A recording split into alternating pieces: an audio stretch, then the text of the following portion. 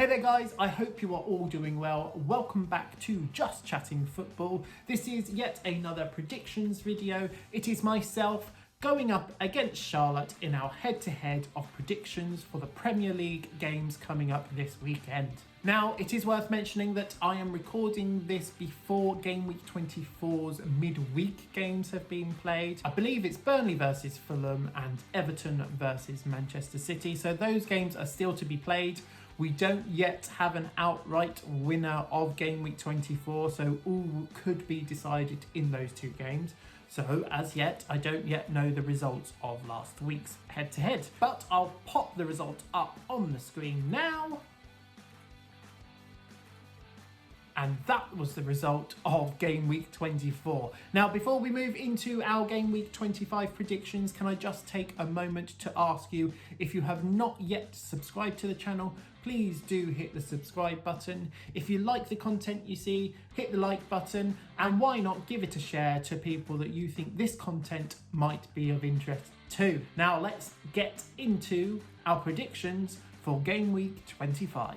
First up, we have Wolves versus Leeds. Now, over the weekend, Wolves beat Southampton 2-1.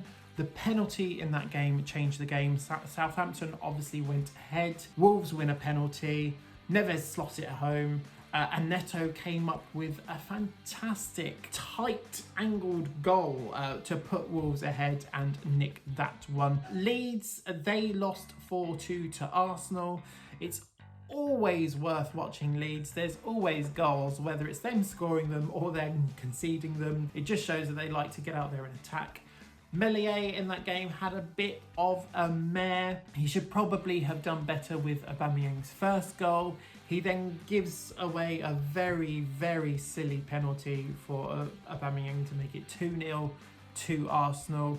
There was some poor defending again, and Arsenal slotted away a third and beat Meslier at his near post. Looking at the form table, looking at the team's previous 5 games to this, Leeds would be sat 4th in the form table. They have won 3 and lost 2 of their last 5. Wolves, they would be sat 7th with their form from their last 5 games, with 2 wins, 2 draws and a loss. So on to our predictions for this one. We are split. We have very different opinions of how this one will go. Charlotte is backing a Wolves win off of the back of the win against Southampton. She thinks they can start picking up a bit of momentum.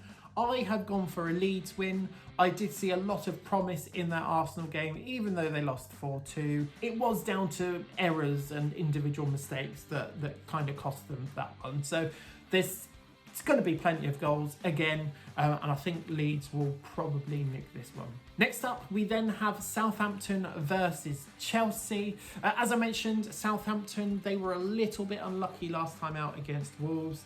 They had some great chances early on. Rui Patricio spoiled the party for them and made some great saves. Southampton probably should have had a penalty themselves. A wayward arm from a Wolves defender, ball hits it, but they don't get the penalty. So a little bit unlucky for Southampton. Chelsea, on the other hand, Tuchel's come in, he's turned their fortunes around, and he remains undefeated in his first 5 Premier League games, his first 6 competitive games at the Blues. They beat Newcastle last time out with 2-0 win, a very good first half performance from the Blues. Timo Werner's goal scoring drought is over. He was back on the score sheet. He was running down the left, just constantly putting in a lot of effort, like he was in his previous game. Picked up man of the match. Well deserved there. Giroud, he also got on the score sheet. He came off the bench to replace Tammy. Tammy got injured following a last-ditch tackle in the box. The form table puts Chelsea in 2nd in the last 5 games with 1 draw and 4 straight wins. Southampton, they sit way down at the bottom in the form table. Out of their last 5 games, they have lost 5. So which way do we see this one going? We can't look past a Chelsea win. Chelsea's defence still are yet to be really challenged by a real attacking team. Southampton have some nice attacks in them, but I don't think they'll have enough to worry Chelsea's defence in this one. Next up, we have Burnley versus West Bromwich Albion. Burnley, in their last game against Palace, at times looked like prime Barcelona. I mean, they won 3-0. What a lovely team goal for their third. Loughton charging forwards, getting the move started. Rodriguez loops the ball over the back of the Palace back line. Loughton runs onto it and smashes the ball into the goal with a lovely volley. A very well-deserved win for Burnley in that one. West Brom, they got a very impressive draw against Manchester United, and in my opinion, they should have won it. They had some good chances in the second half that they just didn't make the most of. So who are we going for? On recent form, you'd probably have to back Burnley, and that is what we have both done. Burnley have gone back to being very solid at the back and are attacking more freely now, which is very nice to see from Burnley. And then we have the Merseyside derby, Liverpool playing at home to Everton. Now, normally, with Liverpool playing at home, you would say that they should be a shoo-in for a win here. Everton have some mistakes in their back line, but it's a bit of a flip-flop there. Liverpool have a lot of mistakes in their back line. It's really not looking great for them at the moment. They've lost their third straight game at the weekend, this time losing to Leicester 3-1. Obviously, Salah got Liverpool ahead with a sumptuous assist from Firmino, but it wasn't enough. Mistakes crept in. A howler once again from Alisson. He comes pelting out the box, tries to clear it. It bounces off him and Kabak, and Vardy is through on goal and can basically walk the ball into the net. Things not looking so great at the moment in that back line. At Everton, they lost 2-0 out last time against Fulham. They certainly missed Dominic Calvert-Lewin up top. Fulham actually edged Everton in that game on possession, on shots on target. They were pretty much all over Everton. Dominic Calvert-Lewin should be back. With him back in the team, James Rodriguez picked up a knock recently, but he should be fine to play. So if they've got those attacking options there, they could cause the Liverpool defence a bit of trouble. So who are we going for? Charlotte has not been impressed with Liverpool of late. She is backing an Everton win. I'm not so sure. I feel like it should be a Liverpool win, but I'm going to sit on the fence and I'm going to back a draw. I can't pick one either way. And from the Merseyside derby, we move down to London. We have Fulham playing at home against Sheffield United. Now, as mentioned before, Fulham beat Everton 2-0 and they were fantastic. Josh Maja picked up a brace on his full debut for Fulham. Sheffield United, they lost 3-0 to West Ham. A very poor pass across the field allowed Lingard to nick it off the Sheffield United defender's foot, and he picked up a penalty for West Ham. And from then on, West Ham just picked up the goals. So who do we think are going to win this one? For Charlotte, she's backing a draw, but I think Fulham, I was actually going to go with a Sheffield United win in this one, but I started to remember some of the quality forward play that Fulham have been showing recently. So I'm going to back a sneaky Fulham win. And from Craven Cottage, we move over to the London Stadium. We have West Ham in a London derby against Tottenham Hotspur. Now, West Ham, they of course beat Sheffield United 3-0 at home, as mentioned just now. Declan Rice, Lingard, they had that bit of a tussle over who would take the penalty, but Lingard won. But Declan Rice asserted his authority as captain. He took the penalty, slotted it home, and it was just good news from then on for West Ham. Spurs, they lost 3-0, and they lost 3-0 to City, as probably expected by most people. Kane is back in the team.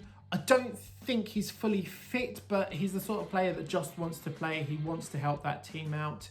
He actually hit the upright from an early free kick, came very close to giving Spurs the lead, and then Højbjerg gave away a very clumsy penalty to Manchester City, which Rodrigo converted. From then on, it was all City. It was plain sailing for them, and they won that one quite comfortably. Spurs, in their last 5, sit 18th with just the 1 win and 4 losses. So form suggests West Ham should win, but myself and Charlotte think Spurs will start turning this around, and we're both backing a Spurs win, but probably only just. Then we have Aston Villa versus Leicester City. Villa, last time out, they saw out a 0-0 draw with Brighton at the weekend, and Martinez was certainly their saving grace in that one.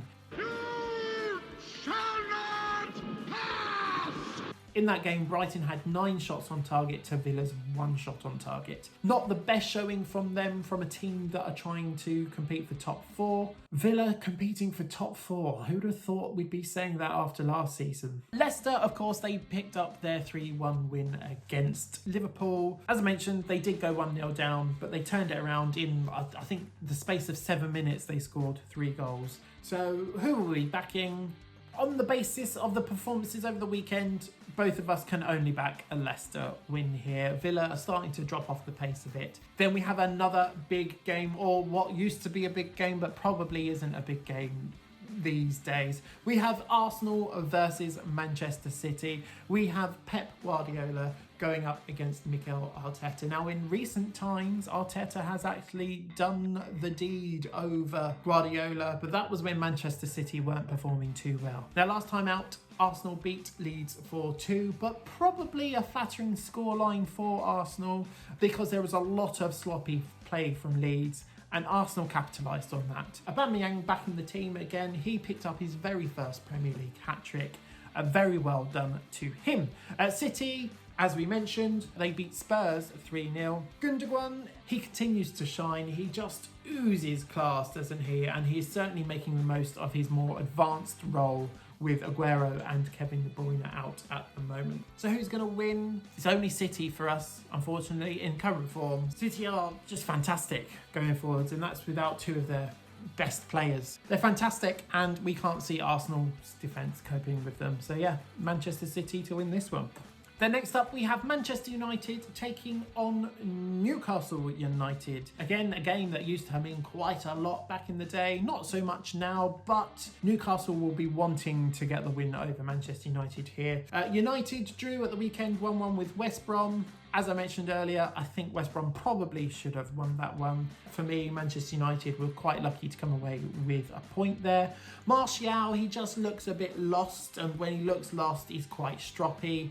Rashford, he's a bit hot and cold at the moment. Manchester United just rely so heavily on Bruno Fernandes to turn up. Newcastle, they lost 2-0 to Chelsea and never really threatened in that game, having been quite attacking recently. They're without Wilson at the moment. He's injured for 3 or 4 weeks, so he'll be a big miss. So who is going to win this one? Charlotte, she is backing a home win. She thinks that following that Chelsea game against Newcastle, it will very much go the same way for Manchester United. I'm not so certain. I know Newcastle don't have Wilson, but I'm not impressed with United at the moment. I'm very impressed with Bruno Fernandes, but that's about it. So I'm going to back a draw in this one. And then the last of the normal 10 games, we have Brighton versus Crystal Palace. Now, as I mentioned, Brighton have been playing some very good football recently. They drew 0-0 with Villa, but that was only because of the heroics of Martinez. Brighton could easily,